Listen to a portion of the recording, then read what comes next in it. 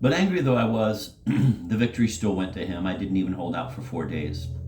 He began with what he always began with on such occasions, for there had already been such occasions, or attempts, and I will note, I knew it all beforehand. I knew his mean tactics by heart, that is. He usually began by fixing me with an extremely stern look, not taking it off me for several minutes at a time, following me with his eyes, especially when I came in or was leaving the house. If, for example, I held out and pretended not to notice these looks, he would proceed, silently as ever, to further tortures.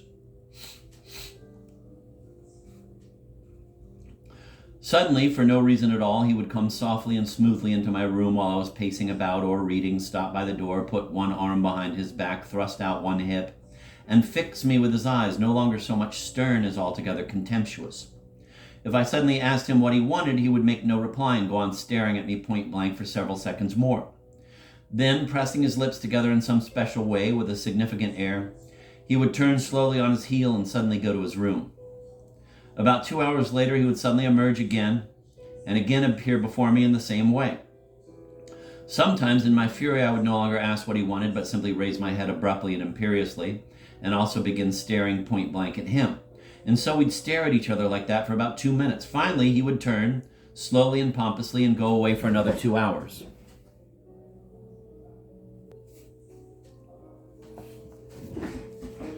If I refused to be brought to reason by all this and continued my rebellion, he would suddenly begin to sigh as he looked at me, sigh long and deeply, as if measuring with each sigh the full depth of my moral fall. And, of course, it would end at last with him overcoming me completely. I'd get furious, I'd shout, but with that which had been the whole point, I'd be forced to comply.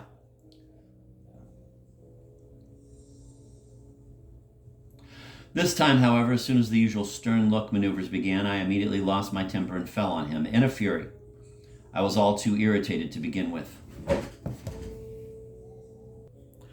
"Stop," I yelled in a frenzy as he was turning slowly and silently, one arm behind his back, to go to his room. "Stop, come back, I tell you."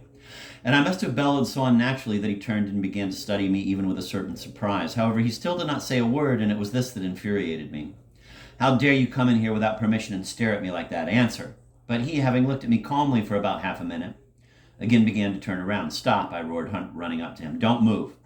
So now answer. What did you come in here and stare for?"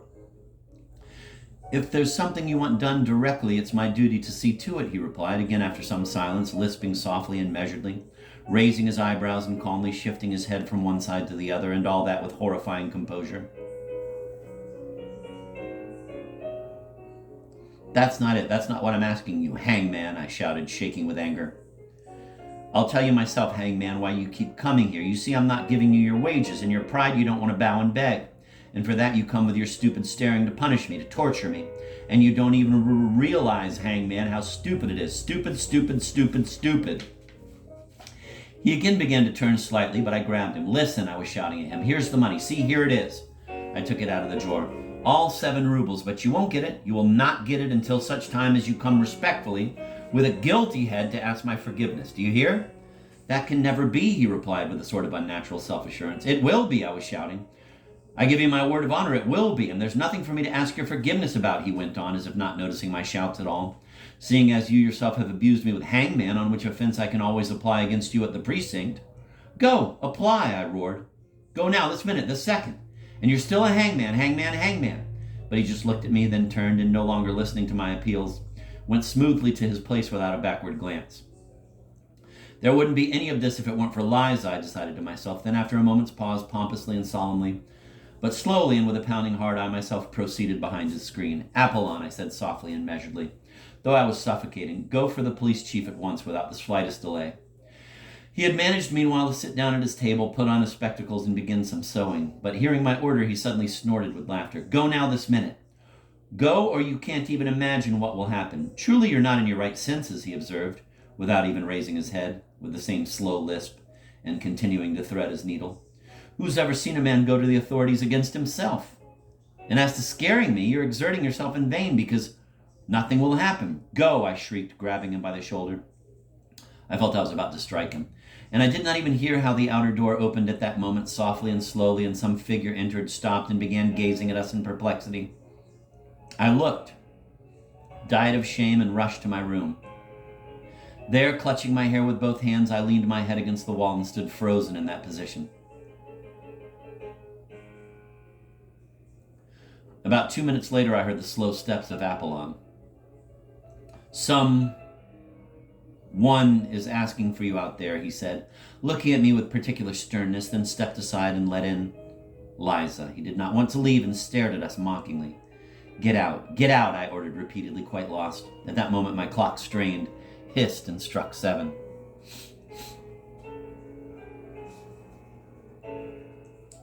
Quote, "And now, full mistress of the place, come bold and free into my house."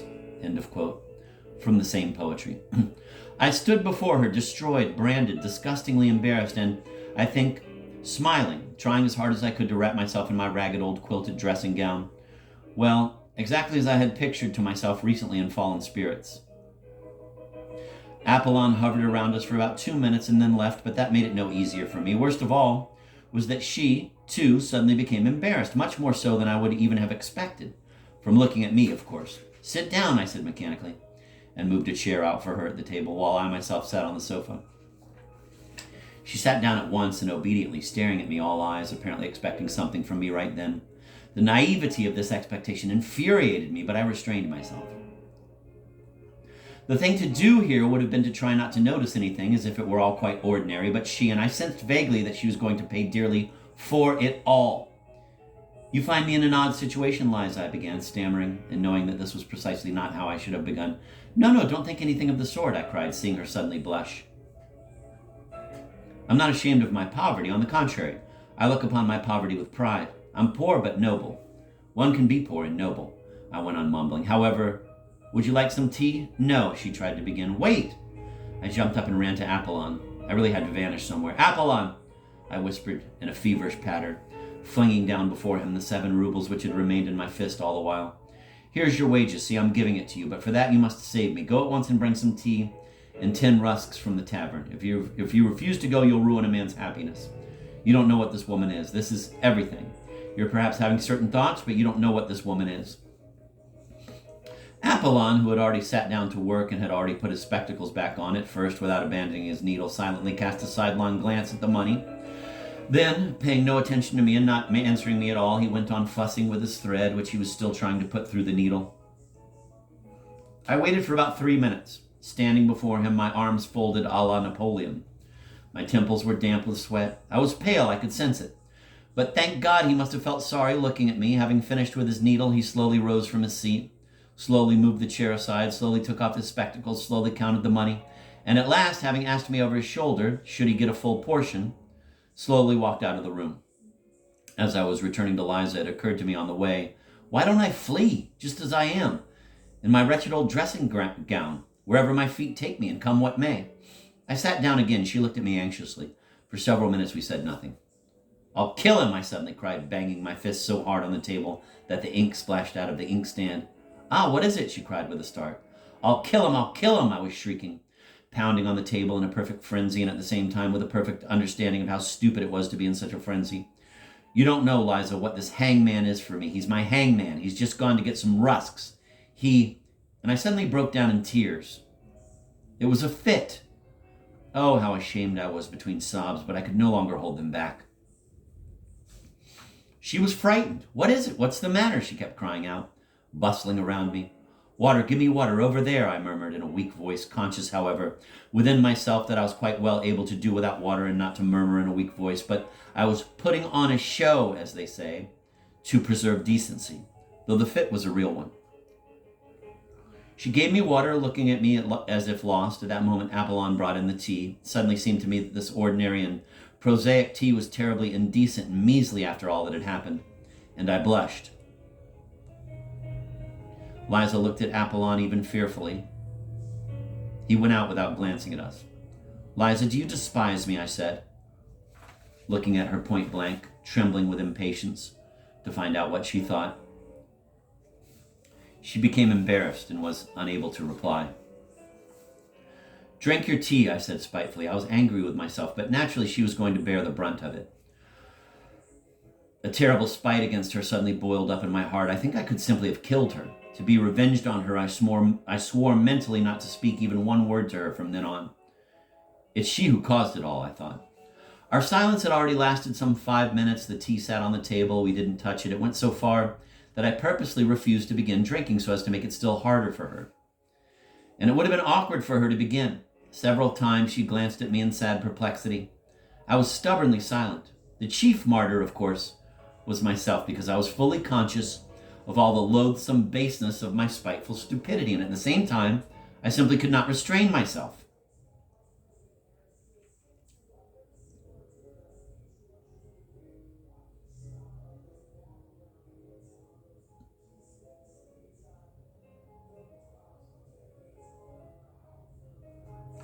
I want to get out of here.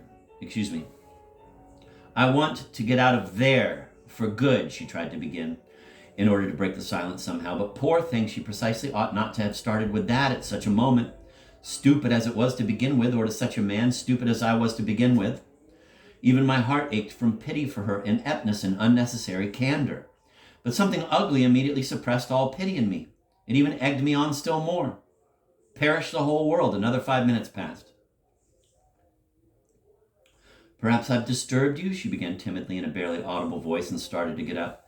But as soon as I saw this first flash of injured dignity, I simply trembled with anger and at once burst out. What did you come to me for? Do tell me, please, I began, suffocating and not even considering the logical order of my words. I wanted to speak everything out at once, in one shot. I didn't even care where I began. Why did you come? Answer, answer, I kept exclaiming, all but beside myself. I'll tell you why you came, my dear. You came because of the pathetic words I used with you then. So you went all soft and you wanted more pathetic words. Know, then, know that I was laughing at you that time, and I'm laughing now. Why do you tremble? Yes, laughing. I'd been insulted earlier at dinner. I'd been insulted earlier at dinner by the ones who came there ahead of me. I came there to give a thrashing to one of them, the officer, but I didn't succeed. He wasn't there. I needed to unload my offense on someone to get my own back, and you turned up. So I poured out my spite and laughed at you. I'd been humiliated, so I, too, wanted to humiliate. They'd ground me down like a rag, so I, too, wanted to show my power. That's what it was. And you thought I came then on purpose to save you, right? That's what you thought? That's what you thought? I knew she might perhaps get confused and not understand the details, but I also knew she'd understand the essence perfectly well. And so it happened. She turned white as a sheet, tried to utter something, her mouth twisted painfully. But as if cut down with an axe, she sank onto the chair, and all the rest of the time she listened to me with open mouth, with wide open eyes and trembling in terrible fear. The cynicism of my words crushed her. To save you, I went on, jumping up from my chair and running back and forth in front of her. To save you from what? But maybe I'm worse than you are. Why didn't you fling it in my mug when I started reading you my oration? And you, what did you come here for? To teach us morals, or what? Power, that's what I wanted. The game was what I wanted. I wanted to achieve your tears, your humiliation, your hysterics. That's what I wanted then. But I couldn't stand it myself because I'm trash. I got all scared and, like a fool, gave you my address. Devil knows why. And afterwards, even before I got home, I was already cursing you up and down for that address. I already hated you because I'd lied to you then. Because I only talk a good game. I only dream in my head. But do you know what I want in reality? That you all go to hell. That's what. I want peace. I'd sell the whole world for a kopeck this minute, just not to be bothered.